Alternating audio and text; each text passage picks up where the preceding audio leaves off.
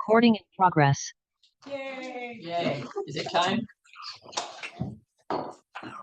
Call this meeting to order. This is the general election canvass, November 19th, 2024, starting at 1:02 p.m. here in the City County Building, room 309. We're also on Zoom. All attendees, please make sure you sign the little sign-in sheet. Okay. I didn't think there'd be any people not happy here. Call it meeting canvas. Okay. Canvas of November 5th, 2024 general election. Take it away. And start. And I'll just list today the canvas board will consist of County Commissioner Candace Payne, County Commissioner Tom Rolfe, and County Clerk of District Court Angie Sparks. Also present is Connor Fitzpatrick, our election supervisor, and me, Amy Reeves, the election administrator. And of course, she already mentioned if you haven't signed in, please do. At this canvas, we present the total number of electors voting in each district in the county and the total votes in the county. This particular election is by precinct. The name of each individual receiving votes and the office for which the votes were received. The total votes by district of each individual, the total votes in the county for each individual, the total number of electors voting in each district.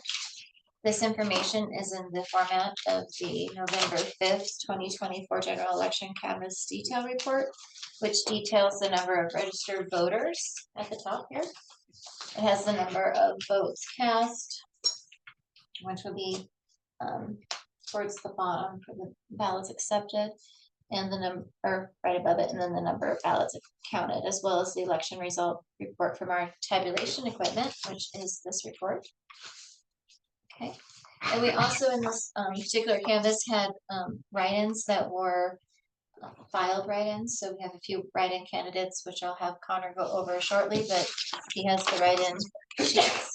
And then this will be a general of House districts, Senate districts, and anything else. So this information, we've already done that. After reviewing the information presented by the election department, the canvas board may review any document or ask any questions.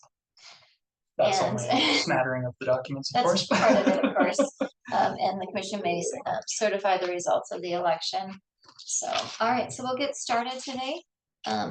A few things I'm going to go over is just kind of our processes, just to give everybody an idea. We have some people here that may or may not know our our procedures, so we'll just kind of get that going. Normally, when someone gets it, our absentee voters will be sent a ballot. When they return it to us, it will be in a affirmation envelope, which is going to be signed. It also has a barcode on here that we can scan that barcode into our system to verify those signatures. When the mail comes in, we try to sort them in batches of 20. We have a sheet that we do those types of batches on so that we can make sure everything is flowing through the process. Then if by chance there isn't 20 envelopes to do, it wouldn't be 20, it'd be less than 20. But each 20 or less would get a sheet. Then it would go to the next person that they're going to verify those signatures. It's creating a batch in the system. It's creating a batch in the system, and that batch number is followed with the ballots all the way through the process. And then the third option is going to be our opening of our affirmations. So that's going to be a group of people that are going to be taking the affirmation envelope that was returned, and they're going to separate the secrecy envelope. So after that point, there's no longer any way to identify who voted the ballot. Now this envelope itself could be empty. It could have instructions in it. We've actually gotten someone's bank deposit in it before. So you don't know what's in here, but generally speaking, if they gave us a signed affirmation envelope, we consider them having a ballot in here. It's not until we open it that we know whether or not there's a ballot in it. That does happen also with our affirmation envelopes. Sometimes we get them back and they are completely empty. Sometimes there's two secrecies. If it's empty, the voter, we issued them a ballot, we accepted it because their signature matched, but then we have to reject the ballot itself because there wasn't one to actually count. If they give us two secrecies back, that voter is only entitled to vote once. So at that point, again, we would have to reject the ballot that the voter was issued to actually use. In that case, we would not know which ballot, or we could take on those two secrecies. So that's the first step. From there, once it's in the secrecy, actually on our affirmations, we have those groups of 20, we will fill a mail tray. And then we have a big batch total. So even though we have little batches throughout, it'll be a batch from the beginning to the end in that tray. And that's how we identify those ballots all the way through the process. Then the Thursday before the election, the Friday before the election, and then of course Monday and Tuesday of election day, they are able to open those secrecy envelopes. They're able to verify from the people that open the affirmation. They have a report that shows them how many were in that tray. They're going to verify how many secrecies they have in the tray before they start. If it doesn't match, they'll have to recount. Once it matches, they're going to open the secrecies, separate the ballots from the secrecies. They're going to fill out a green sheet. They're going to fill out how many secrecies they have, and then how many actual ballots that were in those secrecies, and any rejects. Reject would be because the envelope was empty. Maybe they gave us the wrong election. That happens on the primary. We did the wrong ballot. And we did this year get just instructions back. We have one secrecy that was empty. So when those happen, it's rejected. It's not that we're actually rejecting their ballot. It's just there is no ballot to count. No ballot to accept. Or accept. Yeah. So, but that is after it's already accepted in our database, which is the Secretary of State's database. They're going to write the reasons why they have to do a rejection. They will sign, and then all those ballots come to the tabulation area with the green sheet. We then have the green sheet. We compare to make sure at the bottom of that ballot that that precinct is what they said it was. We actually sort by the precinct when we're counting to make sure that it's in the right precinct. There are some precinct swaps, which we'll go over. And then from there, we are going to also continue to track this by those trays that came in off of the very first thing that we did in our database, to know that those all stayed together and that that is what we had. So if we started with 300, if there's no rejects throughout the process, we know we should still have 300. Then if during the tabulation, if the tabulator cannot identify the marks on the ballot, whether it is unclear, an overvote, meaning more than one oval circled in that race or ballot issue, or if it's an, train of thought, blank ballot, it wants to verify that yes, indeed, it is a blank ballot. Yes, indeed, it is an overvote, or maybe an overvote actually is just deciding voter intent through the Secretary of State's guidelines. And so they'll, which is usually a hesitation mark. Sometimes it's spilled food or coffee or something. So it's going to have to go to human eyes to be decided. If it is a overvote or a blank, it can be ran back through the tabulator with just a change of the settings, very simply. And it will come back to us when we send it to them. We have a purple sheet. When they send it back to us, they have a light purple sheet, number 2. Number 1, we keep those batch numbers, precinct numbers, follow it through the whole way. We tell them what we have, how many we're giving, and then they will return it back. What they should do is when they return them back, we don't get this one back, but we get this one back. However many we send to them on the green sheet should then match the purple sheet. Sometimes we get 1, sometimes we get 2. If they have to remake it, it's a separate sheet. If they have overvotes, it's a separate sheet. So we can actually get 2 in a batch. The remakes is actually transcribed. They have a group of 3 people, and they have 2 people that is watching and 1 that is actually filling out the ballot to make sure it's being done correctly. They stamp it. The new one, they mark it with an identifying mark and basically a batch number. And they also have a log that they keep on those to make sure that everyone is accounted for. And in this election, we were also stamping our stubs because we have Wanted to draw those all are that. considered issued too. We've used those ballots.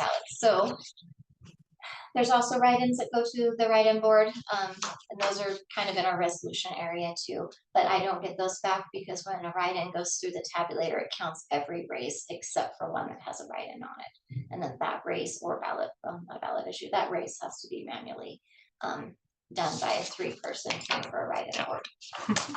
Okay, so that's our process. Yes. Amy, is this the process that each county follows? You know, the Certain green extent. sheet, the purple sheet, our blue sheet, we have yellow sheets that we use with the tabulators. We also do a log that we continually make sure that we are, we add the amount that basically we accepted, which should hopefully match what they gave us. It really should not differ. If it does, we usually research it. We don't usually, we always do. So that amount that they've given us, we do a running total with these grade sheets and we track that. That's something that most counties do or don't do. That's something we created here in-house. Okay, A lot of these forms are created in-house. We also, for the audit, every time we run a batch through the tabulator, we put them in a particular bucket that matches the precinct for that ballot. And then we put a sheet sideways on it that tells us that batch. Again, we follow that batch all the way through. We also have our tabulator batch on the rest of the sheets once it goes through the tabulator. That helps us in case we find an error. If we find an error in our running totals, we can narrow it back down to which batch it is, pull those back out, delete the batch and rerun it, or just get right back into it, make sure we had everything written down correctly. Each county generally has a few variations on the theme, but the general theme is to be able to track things all the way through as most as you can with that ballot secrecy clause. So, which is our chain of custody, which we need to do. We need to be able to follow it all the way through. So that's that part of it. So when we have our total registered voters on top here, there's going to notice this very first column is basically the total. The rest of the pages are just by precinct. So if you're interested, you could go back and look at those precincts, but we're going to talk about the total column today. And the first, of course, is the registered voters of 53,716. We had a total ballot issued of 48,989. That is a rough number. It's off about 100 because we have provisional ballots that were not accepted, but our system, the database that we use from the Secretary of State, does not give us a report that tells us by precinct what those are. So we're not able to provide that in this particular canvas. We have done it in years past, but this one we will not be. Then from there, we have the absentee ballots. So the next section here is absentee ballots. So those are going to be those ones that we have dealt with, the provision or the absentee and the secrecy envelope. On those ones, we sent out 3,008 that were not returned to us. That means that the voter either didn't vote. I don't know why they didn't return it, but basically that never came back to our office. It does not mean that at some point in time we won't receive it if the post office is slow or if it got lost in the mail. But at the time of doing the canvas, it was at 3,008. Total received is 37,253. Normally between the sent and the total received, I have a resent. So when we, if we have a person that we mailed a ballot to and it did not make that to them, we would void that ballot and resend them one. Again, our current system isn't giving us those resent figures and by precinct. So we're struggling a little bit there, but in that total ballot issues, those would include those resent. Or could include those resents. The next one under the total received, that 37,253, we have undeliverable ballots. So 813 of them came back to us from the post office as undeliverable. On the undeliverable ballots, we do try to reach out to our people, but it doesn't always mean that they will come in and ask for their ballot or straight. You can go ahead and yeah. So for every undeliverable ballot we have to send out a undeliverable mail ballot notice. It's forward service requested. It's supposed to chase down the voter. We also try to call them if we can. And then we have processed and voided. Again, some of those voids are someone coming in with an absentee ballot that did not make that to them, so we had to void it. They may also be a county to county transfer, yeah. Out of our county to another county. Or We another issued state. them one, so we have to void it, and then they will be able to be issued one in their new county or another state. We have processed and rejected that 100. So I'm going to go back. Sorry, our undeliverables was the 813. Processed and voided was 1,480. Sorry, 1,455. Then we have a total processed and rejected of 156. So we have 4 reasons listed here why they might be rejected. We have 19 of them that came back to us with no signature, and we had 71 that had signature did not match. on signature issues on the affirmation envelope. We also do our best to contact that voter to make sure that it is, sometimes it's that their signature didn't match, meaning that maybe they broke their arm or had a stroke or something else that happened to them and things did not look correct to us. So when that happens, we want them to come in and get their new signature on file, and then that way, it's there for the next election. I was gonna ask you Happened about to me in 22 at the general. I Yes. signed a bunch of forms for the polling place and then signed my absentee that night, and my signature had just fallen to pieces. So staff took one look at it, went, Connor, this isn't even close. CC looked at it and was like, oh my God, Connor, what is this? So I was like, let's do the paperwork. So it's on my file. So, and that's great because every time we have a form on file, we have a variation of someone's signature. If the first signature that we look at does not match, we're able to go in further and see several different documents if we have, you know, however many we've gotten, we have those available to us. You can see my high school signature, for example. You can see my current signature, and I think 2 signatures in between. And then late for election is basically those that are getting returned to us after election day. That happens quite a bit. We have people even coming in at times, not normally as much for the general, the school election. We usually have a lot of people coming in after the fact of the school election, but most of these are going to be from the mail. And then we have other, that's just a little variations of some other little things that might have happened. I can't remember the one I was looking at the other day. It didn't have a signature on file, so that is one we'd have to research, but it comes, we have a different reasoning for rejecting that ballot, which in that instance was that we didn't have a form, we never saw their signature, we can't verify that the affirmation is correct. Now, I'm not sure why we may If not. motor vehicle didn't send over their paperwork, for example, or it didn't include a signature on it, then yeah, we'd have to reach out to them and go, hey, by the way, something we get to do after the election though, when we have just a little more time. So all in all, after you take the total received minus those undeliverables, the voids and the rejected, we have a total of accepted of 34,829 ballots. And then we had 2 ballots that were rejected in the opening of the secrecy process that were noted on the green sheets. Again, one was the instructions, and I believe the other one was an administrative error. They got confused because it was in the wrong polling place when I looked at it. I don't have any record in this particular election of any affirmations that had 2. Staff did not let me know if there were any that had 2, and they also did not let me know if there was any empties. Ballots issued at polling place. So we issued a total of 7,814 on all our polling places. We have 32.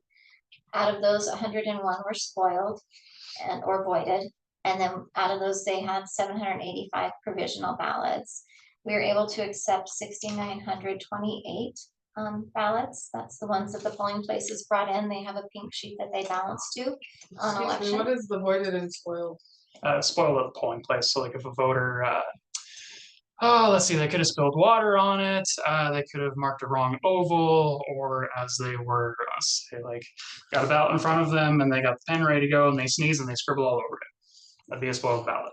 So do you issue them another one? Exactly. Yep. The spoiled ballot is noted in the poll book of the polling place, and then they get a new ballot because Montana law doesn't provide for stickers or whiteout on our ballots. Let's just issue them a new one. Thank you. And out of those provisional ballots, you'll see on the total accepted, it says resolve provisionals will be included below in our provisional area. Mostly because at the polling place, when they bring them in that night, it's just strictly the ballots. It's the ballots that they accepted that went into the ballot box. They also have absentee ballots that are coming back, but then they have provisional ballots that are coming back. Those go to different places to be done. The pink ones come straight to the tabulators. The absentee ballots would be having to go through pretty much this whole process. And then the provisional ballots are also that they have till Wednesday, the day after election, 5:00 p.m. to correct whatever the reason is that they needed that provisional ballot. A lot of times it's ID, and I'll let you. The biggest one we see for our county is people who receive an absentee ballot but chose not to vote the absentee ballot, whether that's because they didn't receive it, didn't want to, or we even had a few people who admitted to tearing up that absentee ballot when they filled out their provisional paperwork. It just means that we have to make sure that that absentee ballot did not come in before we can count that provisional ballot. For the ones that are like ID issues or registration issues, generally they have to come into the office and go, hey, let's sort out what's going on. Here's my ID, or let's figure out why registration's weird. And then they have till about 5 p.m. mark the day after the election. All right, so once that is done, then we are usually counting provisionals on the following Monday at 3 o'clock. But this year was a holiday, so we counted them on Tuesday. So out of the provisionals, we had 914 that were accepted, basically resolved. So basically that process that Connor was just mentioning, they had to come in and basically make sure that we had their ID or whatever. If they didn't, we couldn't accept it, we couldn't resolve it. So those ones were not able to be counted. Most of these were absentee related ones. And then we had 3 that were rejected. They had, and then right below that's the reason for the rejected is we had in our, and I don't have one of these, but our provisionals are basically a manila envelope with a form on the front that they have to sign, and then inside of that has a secrecy envelope. We actually had 3 provisional folders, I would want to call them, like, or big envelopes Manila envelopes, that did not have anything in them, so there was nothing to count. So it's not that we are not taking their ballot, we just actually didn't receive a ballot. So from there, our total accepted for counting was 42,666. Now this is what we are getting from our absentees, our polling place, and our provisionals off of, and absentees, all that information comes from ElectMT, yes. and which is our database. Sorry, I always get Montana Votes was our old one. Yep. And then total ballots counted on the DS 850 was 42,691. So that is a difference of 25 more ballots on the DS 850 that was on the database. So in this particular canvas, I worked a couple holidays or a holiday trying to get it done, weekend and some nights here, and of course even while we were trying to do the audit yesterday, I was going through trying to get the canvas corrected. What we are finding is we are having some difficulty with the reports coming off of ElectMT. Depending on which report you call, you're getting different numbers. So I tried it 3 different ways. One of the ways I was able to get within 19 ballots. This one's 25. I felt more comfortable with this because we actually had 2 reports that matched. So I'm not really sure what to tell you, but I know from my green sheets and the white sheets that when we bring the ballots in and manually did everything, things are 25 off. I don't know why, but I'm off 25. So I went with this particular report and said, okay, this must be the one that's right. And to build on that a little bit, we talked through our process over a few days going, okay, like how could this happen? And we're not seeing a clear route where it's real easy. But then on top of it all, I have the audit paperwork here. And other than an administrative error within precinct 2, where we stored 2 precinct 2 ballots in another bucket, unfortunately, everything tallies out. So everything that was counted correctly, and we're confident in our process. It's just that ElectMT with its, this is its first federal election outside of a primary, and to throw a presidential election at it right out the gate, So a lot of things we get to talk through with SOS here in the coming months, try to get this thing entirely up to snuff. We had good reports with the primary, but then with the general, with something like, 80%, just shy of 80% for our entire county. Seems that we get to that point where the system's like, I don't know what to think. So I have a lot of questions for SOS. So the other difference, the reason we believe we have some of these differences are due to administrative errors, such as, we do have, if you look at the bottom in our difference column, you'll see that there's numbers going up and down between the precincts. And we do know that, there's times where a voter gets the wrong precinct A few of those are ballot. on us. That happens, administratively when the ballot is issued. It could happen even when it was stuffed in the envelope. So we do have a little bit of variation there. And that We also, happens. it does. We also have, we feel that there's errors made while counting and adding the affirmation envelopes. So when they were taking those batches of affirmation envelopes and counting them and saying there's 20 in there, we did actually end up with 3 extra. So that would be part of the 25 extra that we had. And then we have, the option or possibility of them accidentally accepting 2 secrecies in an affirmation envelope could be part of the issue, we're not sure. And then the other errors include incorrectly marking the poll books, which we had happen, and various other administrative errors at the polling places. Administrative errors were caused by instructions and training not being followed correctly. So we had some instances at the polling place where there was confusion of issuing like an express vote ballot and voiding the ballot in the poll book, which is not what you do. They actually got issued. So administrative errors like that is what we were thinking that things happened. I do have a few things that I think I have like 15 or 16 items here that I think could have thrown us off. I just did not have time this election to go through and get everything correct. So follow it all through. Is there any questions? I already have a plan in place for better training for elections judges, so Yes. I'll throw that out there. All right. So with that, did you want to cover this real quick on the write-ins? Yeah, I can go through the write-ins real quick. So we had 3 certified write-in candidates. Now at the last legislative session, the legislature changed it so that we are only counting specifically for certified write-in candidates. We are counting write-ins generally at large, which you'll see on the tabulator report, but we aren't counting the Mickey Mouses, Donald Ducks, Captain Americas, et cetera, that people put in, just whatever. I saw a lot of anyone else's as well on this election. So go figure. So we had 3 certified write-in candidates, 2 for the U.S. 2nd Congressional District and 1 for U.S. President.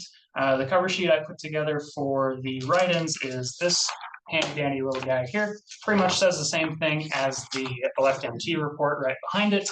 It's just a little bit more easy to read. You've got 3 candidates across the top, starting with Riley Neal, followed by John Metzger and Dr. Shiva. Those first 2 are the U.S. congressional race, and the third one is the U.S. president. So going through precincts 1 to 32, we had a total of 231 votes for Riley Neal, total of 28 for John Metzger, and a total of 2 for Dr. Shiva, the U.S. president. You can break that down into further individual totals if you'd like by looking at each of the precincts. Otherwise, I got to tally all these guys off of the blue write-in sheets that we have for our processes on election night. Questions on that? And then I'll just point out that if you look at our, you can compare these 2, but you can look at the total registered voters here, the total ballots cast of 42,691. 5 of those ballots were blank, and then of course there is a by race or ballot issue behind on this. This is just a summary of our election, and on here it shows that we had a 79.48% turnout. I do want to note that that turnout is based off our active and inactive voters. At the beginning of this election, I believe we were somewhere almost at 9,000, I think, inactive voters. So I believe that percentage, if you look at the active voters, there's gonna be like upwards of 90% turnout or close anyway. So The it actives was are a very good generally- turnout. The actives are generally the people that we expect to show up for this election, the people who have showed up for the last federal election, or the ones that responded to our mailings saying, hey, you didn't vote in the last election. Are you still at your current address? Do you still wish to remain registered? And all of that. Our annual list maintenance. On the ones that are inactive, Mhm. what numbers of the inactive people actually wound up voting? Can you tell? That's a good one. A lot. I don't have an exact number off the top of my head, but usually presidential, and this is like across the board, not just for our county, presidential elections draw out a lot more people. There are, in fact, quite a few people that think, erroneously, of course, that the only federal election is every 4 years and it's the presidential. No, we have midterm elections in between each presidential every 2 years after that. So those midterms, you see lower turnout than presidential. A lot of people see, okay, there are presidential races going on. You got ads for it constantly. You've got TV news going all the time, like so and so's campaigning here and there. So a lot of people think, oh yeah, no, it's the only game in town, so to speak. But a lot of people came out to reactivate. I'd say for those of you who remember how many people we had here on election night, either through seeing the news or being here in person, most of those people were, or a lot of those people I would say were inactives, like a solid maybe half if I had to make a guess, just based on gut feeling. So a lot of people coming up to vote in this one. I was looking to see if Oh I yeah, had if a you've got difference, something on our but I report didn't. that can give me exactly. If they miss 2 federal Same. elections, what's the If they miss, okay, so yeah, going through how a voter becomes inactive. So let's say the voter in question didn't vote in the 22 general election. So we send them 2 postcards, each 30 days apart. They're called NVRA postcards. So they receive that in the mail. If they choose not to respond to either of those, at the end of the 60-day period, they are inactivated. They're still considered registered, but they are not going to be sent a ballot automatically for any mail ballot elections we hold, or an absentee ballot for any federal elections that happen. So we had a lot of people coming in during late registration going, wait a minute, I didn't receive a ballot, like why? You're an inactive voter, you didn't respond to our postcard mailing from 2023. So easy thing to do. Reactivate by providing us a form. You can provide a regular registration form if you want to. You can provide a absentee form as long as your name, address, and everything is still the same. But then you're active at that point.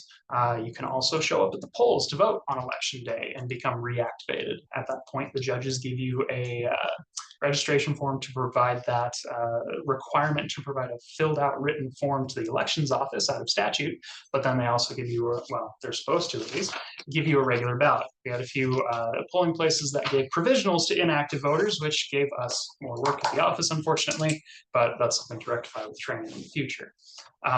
If a voter doesn't show up and reactivate, then they are inactive for 2 more federal elections, which would cover, in the case of our 2022 voter, the presidential election this year, but then also the midterm election in 2026. If they don't vote in that 2026 federal general election, then they are canceled, at which point, if they want to vote in any Montana elections, they're going to have to re-register, even if they're in the same county at the same address.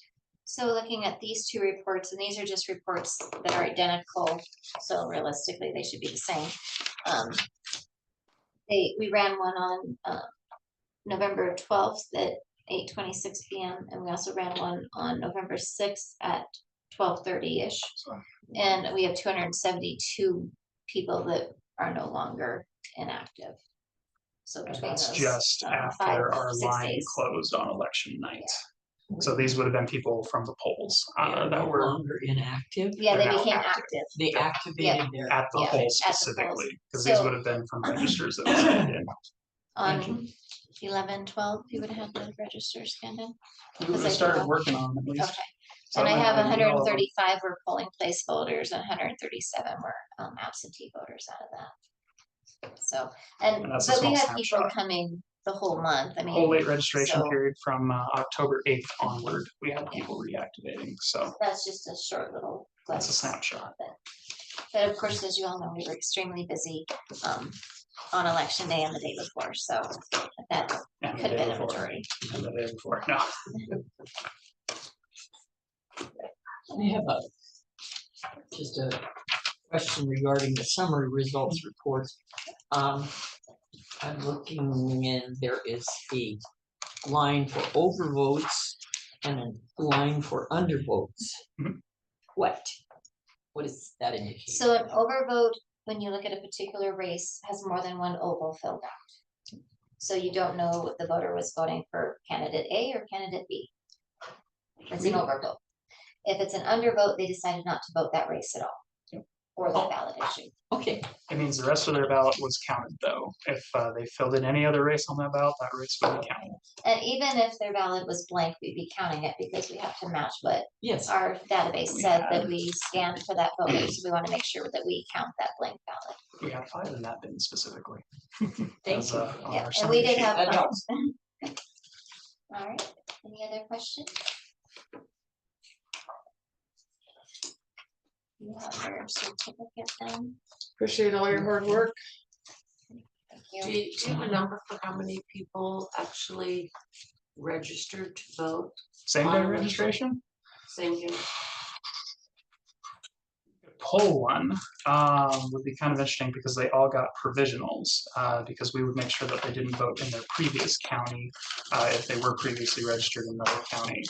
And then had they not, the provisional would be counted.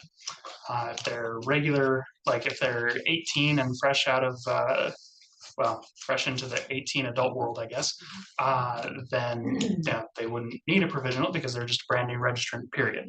So a couple of reports there that we could pull to get a specific number there. I have a comment. May I make it now?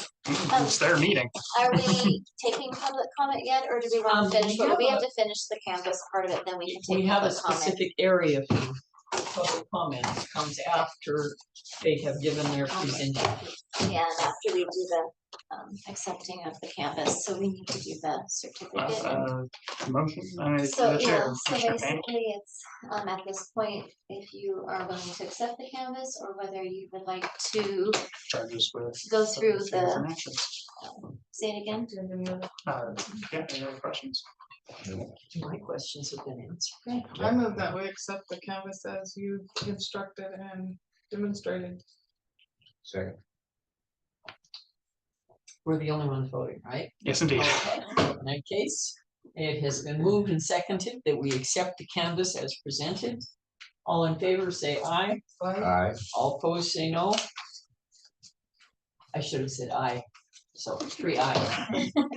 I'm so busy following the. Thank you guys for all your hard work. I really appreciate it. I know it's not easy for you. Thank you. It is complicated. Okay, that being the case, the canvas is accepted, and now we will open this meeting to public comment. Okay, State your name, and Oh, does she need Yeah, to for come the up in front of, minutes. I think I mean, we're recording this, so, I think they can see Okay. her on there. okay, I'm Lloyd Bldg, would you spell the last name? CHB. You better write it down. Yes, ILICEK. It's also written And it was after the last training. I don't remember what year that was. Was it 21?